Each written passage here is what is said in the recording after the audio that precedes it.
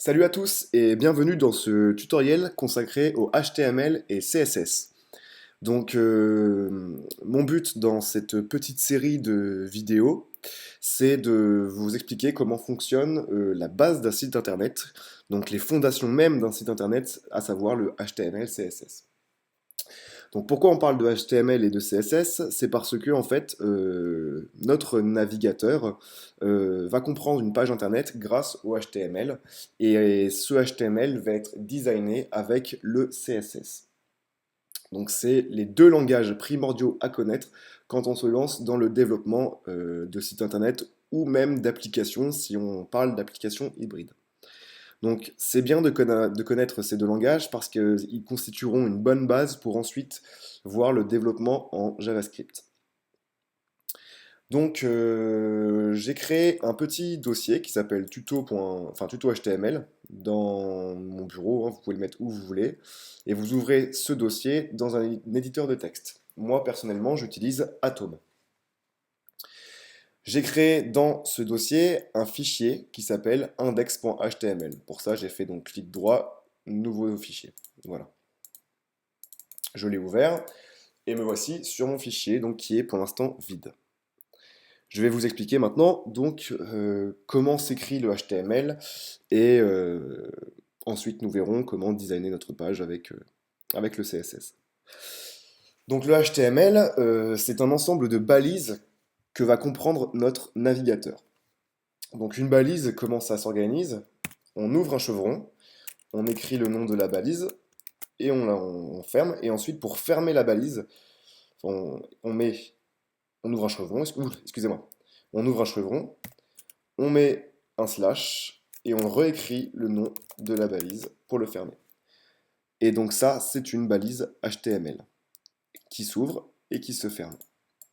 Bon, ma balise n'est pas reconnue, ce n'est pas une vraie balise HTML, mais au moins vous avez un exemple de comment ça s'organise. Donc, la première chose à faire quand on écrit un document HTML, c'est de mettre cette balise-là. On ouvre un chevron, on met un point d'exclamation, et c'est document, excusez-moi, doctype, je suis trop habitué au JavaScript, doctype HTML. Donc ça permet de faire comprendre au document et au navigateur qu'il s'agit bien d'un fichier HTML. De plus, cette façon d'écrire le doctype, c'est la nouvelle façon, enfin c'est la façon actuelle de l'écrire, c'est le HTML5. Parce qu'on est en ce moment sur le HTML5 depuis quelques années. Ensuite, on va créer la balise HTML, à l'intérieur de laquelle nous allons écrire tout notre code HTML. Pour ce faire, on ouvre la balise et on ferme cette même balise. Voilà. Et tout notre code HTML s'écrira à l'intérieur de cette balise. Il faut savoir aussi maintenant qu'il y a des balises importantes à mettre pour un site. Il y a la tête, qu'on appelle le head, et le body, le corps. Donc la balise head, que l'on va écrire, head,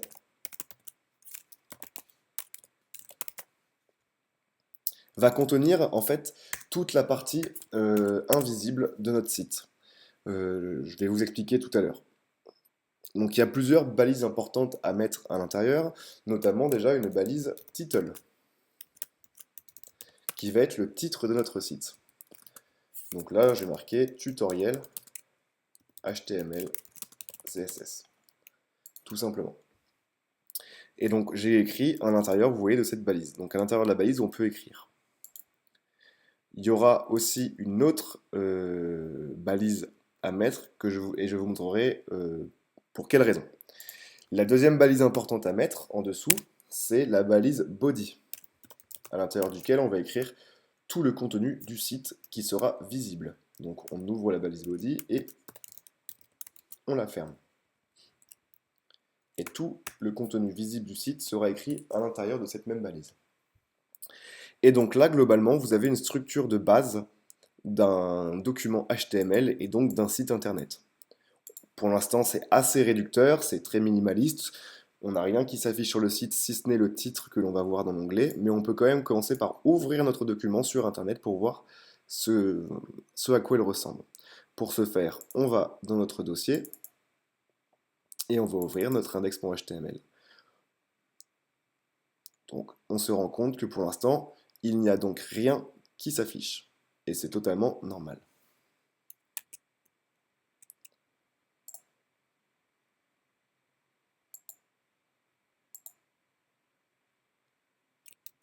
N'oubliez pas de sauvegarder avant pour... parce que je me disais bien qu'il y avait un petit souci, n'oubliez pas de sauvegarder un petit peu avant pour que les modifications soient prises en compte. Et pour qu'on puisse voir ici, tutoriel HTML CSS, qui est le nom de mon site. Donc voilà, je me disais aussi pourquoi il n'apparaît pas. C'est une erreur de ma part. Donc, on va commencer peut-être à écrire des choses qui vont apparaître sur notre site. Pour ce faire, il y a la balise paragraphe. Donc, on va voir plusieurs types de balises. On va voir les balises titres, les balises paragraphes, les listes, qu'elles soient ordonnées ou inordonnées. Et ensuite, on verra comment structurer un site internet à l'aide de div, donc pour diviser son site en plusieurs sections. Et enfin, on verra les balises HTML5, à savoir donc le navigation, header, footer, etc. On va commencer par la plus simple. Donc, il y a 6 niveaux de titres.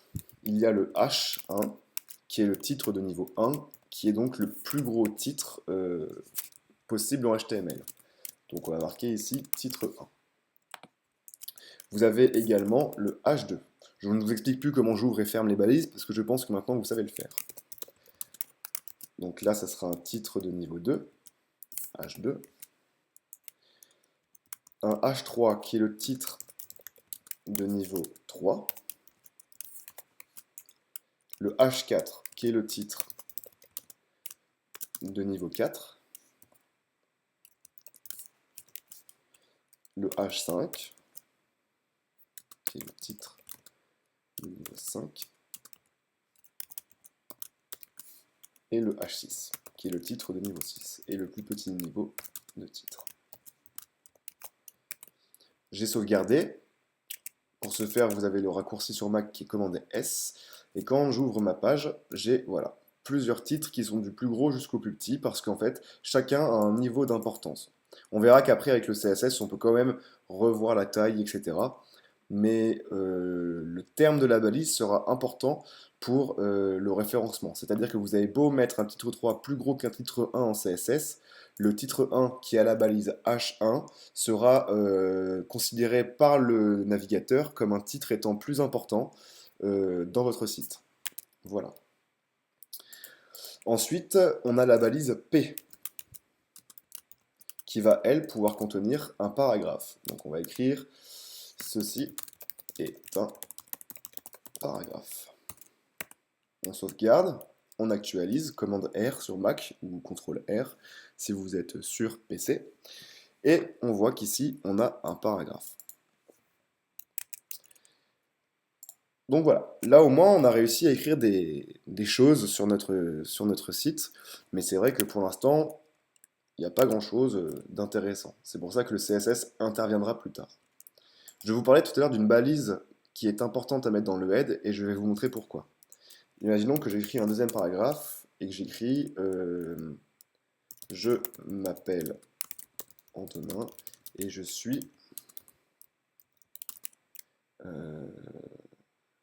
content d'être ici.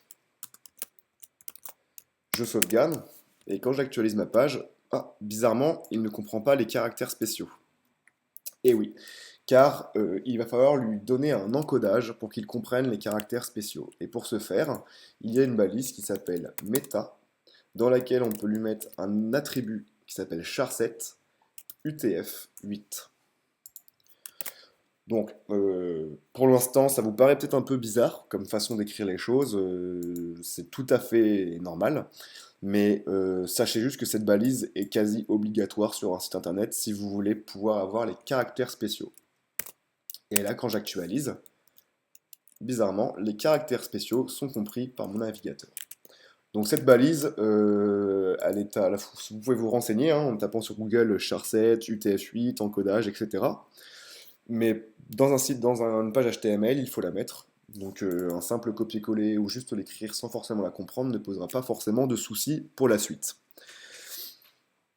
Donc on a vu les titres, les paragraphes, maintenant on va voir les listes. Donc en HTML, il est possible de créer des listes.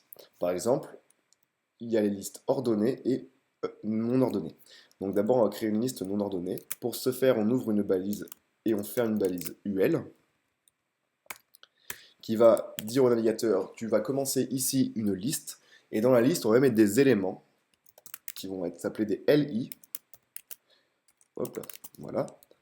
Et là, on va marquer donc premier élément. On va créer un deuxième élément, un troisième. Oula, je sais pas comment j'écris troisième. Et ainsi de suite, jusqu'à que vous n'ayez plus d'éléments à mettre. Et quand on va actualiser, voilà, on a une liste avec des petites puces qui se créent, et ça permet de créer des listes. Il y a cette façon de faire qui est de la façon désordonnée, et on peut aussi créer une liste ordonnée avec la balise OL. À l'intérieur, on va y mettre un LI premier élément. Je pourrais faire des copier-coller, mais je préfère que vous pratiquiez, ou du moins que vous me voyez pratiquer, pour prendre l'habitude de l'écriture des balises. Il est vrai que grâce aux éditeurs de texte qui sont maintenant qui sont récents, il y a des façons plus simples. Par exemple, pour créer une balise LI, on tape sur LI et on appuie sur le bouton tabulation qui se trouve juste à côté du A sur le Mac et normalement aussi sur PC. Et voilà, ça vous écrit votre balise d'un coup. Donc ça, c'est aussi un coup à prendre. À partir de maintenant, dans le tutoriel, j'utiliserai la tabulation pour aller un petit peu plus vite. Donc c'est tout simple, hein, vous écrivez le nom de la balise, comme ceci, et vous appuyez sur tabulation. Pareil, si je veux créer par exemple un H1, j'écris H1 et je tabule. Voilà, tout simplement. Donc la liste ordonnée, elle, ne va pas me mettre des puces, mais elle va me mettre des chiffres. 1, 2, 3, etc. Donc ça permet d'ordonner une liste. Le HTML nous permet également de créer des liens. Et ça, c'est ce qui devient intéressant pour un site internet, c'est de pouvoir créer des liens. Pour créer un lien, c'est simple, il y a une balise qui s'appelle la balise A. Donc là, j'ai fait pareil, hein, j'écris A et j'ai appuyé sur tabulation. Pour la créer, hein, c'est tout simple, il suffit d'ouvrir la balise A et de la fermer. L'avantage de la tabulation, c'est qu'il va aussi vous mettre par défaut l'attribut href. Et l'attribut href, c'est en fait ce qui va nous permettre ici de renseigner en fait le lien vers lequel, vers lequel on va aller. Donc imaginons que je veuille aller vers http://google.com.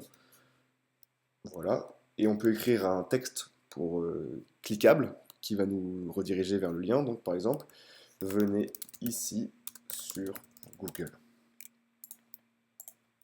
Je sauvegarde. Et là, je vois qu'il y a un texte en bleu qui vient de s'ouvrir. Et quand je clique dessus, je tombe sur la page de Google. Donc bon, rediriger vers Google, c'est pas forcément intéressant. Alors ce que l'on peut faire, c'est créer un nouveau fichier qui va s'appeler page1. Ou page tout court.html. On peut peut-être copier ou alors faire un doctype histoire pour pratiquer .html, ouvrir une balise HTML. Ah oui, alors forcément moi j'ai des raccourcis, donc la balise HTML je vais l'écrire.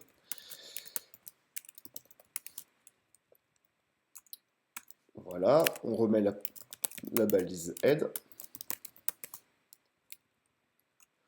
Dans la balise head, pour bien voir un petit peu une distinction entre les deux pages, on peut mettre un title. Et on peut mettre ici page 2. Ou page 1. Voilà, on va mettre page 1. On va mettre aussi l'encodage, meta charset UTF-8. Fermer la balise. On ouvre la balise body, que l'on va refermer. Et à l'intérieur du body, on va mettre un H1 sur lequel on va marquer ici notre nouvelle page. Et on peut même faire autre chose, on peut mettre une nouvelle balise A pour créer un nouveau lien qui va lui diriger vers le index.html. Et on peut lui dire ici, retour sur la page d'accueil. Il faut savoir que sur notre index.html, on ne veut plus aller vers Google, on veut aller vers notre page.html. Donc on écrit page.html. On sauvegarde et on actualise. Donc oui, on ne veut pas que ce soit marqué « Venez ici sur Google », on veut que ça marque « Page 1 ». On sauvegarde.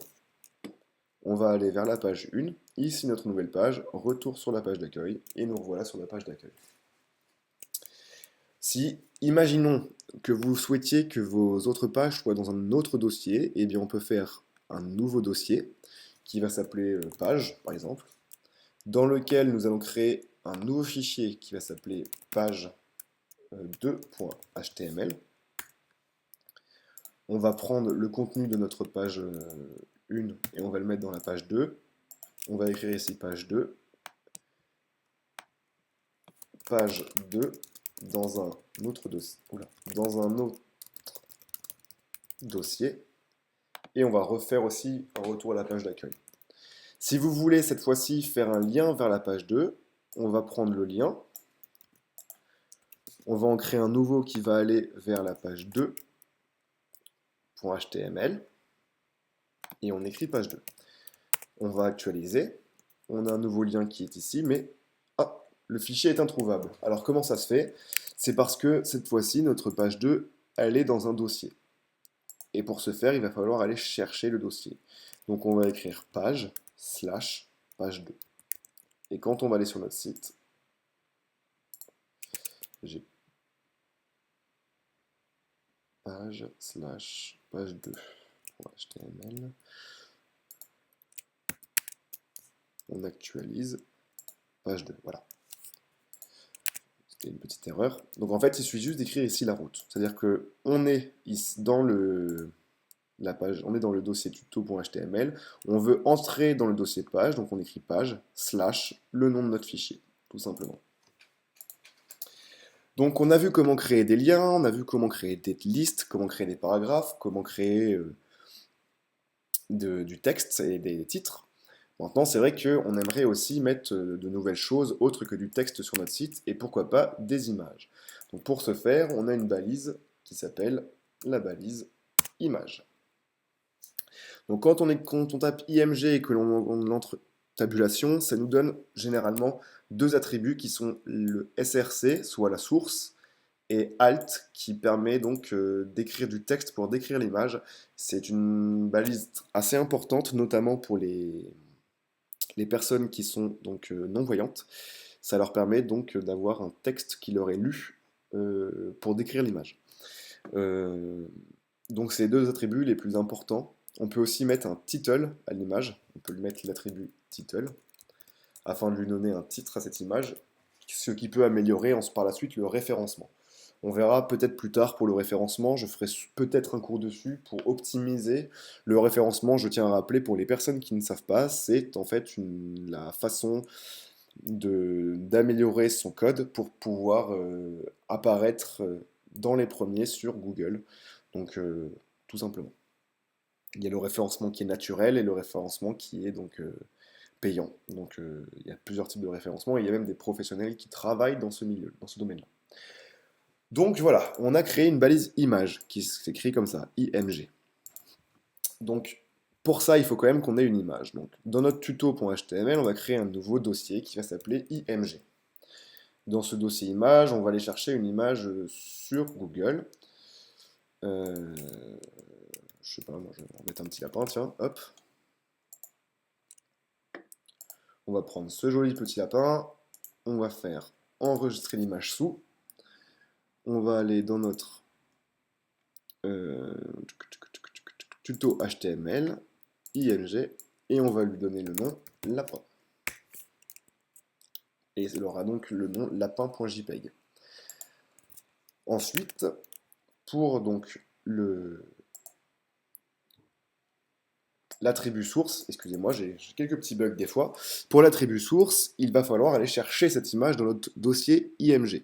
Donc, comme tout à l'heure pour le lien, img / on ouvre le dossier donc, et lapin.jpg. JPEG. Le alt, on peut mettre un joli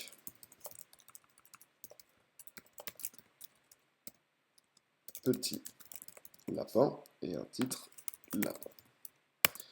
On sauvegarde et quand on actualise, on a une superbe image de lapin qui est apparue sur notre site. Voilà. Donc maintenant, on peut mettre des liens, on peut mettre des images et on peut même faire en sorte qu'une image devienne un lien en entourant cette balise, par exemple, d'une balise A. Donc voilà, ce que vous pouvez faire en HTML, c'est imbriquer des balises. Par exemple, je m'explique, je peux créer un lien qui va amener vers ma page .html. Et ce lien peut être une image qui aura la source img/lapin.jpg. On va pas mettre les balises alt, etc. parce que c'est pas très fort, c'est pas très grave pour notre exemple. Et on peut fermer notre balise A. Si on sauvegarde, j'ai mon lapin une deuxième fois, sauf que regardez ma souris, ça devient le petit doigt qui signifie qu'on est sur un lien. Donc celui-ci, le premier lapin, ça ne change rien quand je clique dessus, mais par contre celui-ci m'amène vers la page numéro 2. Donc voilà, c'est pareil. Dans une liste, par exemple, on peut aussi mettre des liens. Par exemple, je vais prendre mon lien de la page 1 et je vais le mettre dans mon premier LI. Je vais prendre mon lien vers la page 2 et je vais le mettre dans mon deuxième LI. Je vais sauvegarder et voilà. J'ai maintenant une liste avec deux liens qui mènent vers deux pages différentes. Et c'est donc comme ça qu'on peut commencer à faire un petit menu. Mais avant tout cela, donc déjà premièrement, on va peut-être commenter un peu notre code, car oui, en HTML, on peut mettre des commentaires pour commenter le code. C'est-à-dire que c'est une balise spéciale qui s'ouvre comme ceci, deux petits tirets. Ceci est un commentaire. On ferme avec deux petits tirets et un chevron. On sauvegarde et on voit que ceci n'apparaît nulle part sur notre page. Parce qu'en fait, c'est considéré comme étant un commentaire et ça permet seulement de commenter du code sans que ça apparaisse sur notre page de notre document HTML. Donc, par exemple, ce qu'on pourrait faire, c'est les balises titre. Hop, les balises paragraphe.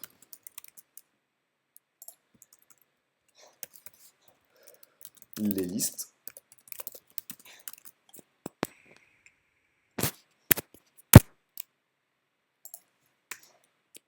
Ici, on peut mettre les liens. Et ici, on peut mettre les images. Donc voilà, on a un joli code tout commenté qui nous donne pour l'instant ce résultat-ci. C'est pas forcément le résultat idéal, hein, il n'y a rien de très beau là-dedans, mais au moins on a appris beaucoup de choses, notamment pour l'organisation de base. Dans les paragraphes, on peut apprendre aussi d'autres balises qui sont par exemple la balise strong.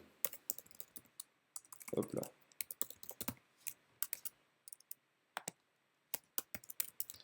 La balise strong va faire quoi? Elle va mettre le mot entouré de cette balise en gras, comme vous voyez ici. Donc ça peut être quelque chose d'utile pour le référencement. Moi personnellement, je n'utilise pas forcément la balise strong. Après, libre à vous de l'utiliser pour mettre du texte en gras si vous le souhaitez. Il y a d'autres petites balises qui peuvent être assez pratiques. Par exemple, la balise BR. Juste comme ça. Et elle ne se ferme pas. C'est-à-dire qu'elle s'écrit simplement comme ceci. Je sauvegarde. Et voilà, vous vous rendez compte que le texte revient à la ligne. Ça permet de faire un retour à la ligne. Donc ça, c'est une balise non fermante. Donc c'est une balise qui s'ouvre comme ceci et qui ne se ferme nulle part. C'est juste une espèce de petite balise unique comme ça, qui se met où vous le souhaitez dans un texte. Et vous avez aussi la balise HR, comme ceci, qui, elle, tire un trait. Ça permet de séparer des éléments et elle peut être très pratique, notamment d'un point de vue design, pour créer des traits dans le site, etc. Donc, on verra ça plus tard. Donc voilà, vous avez les éléments les plus importants en HTML.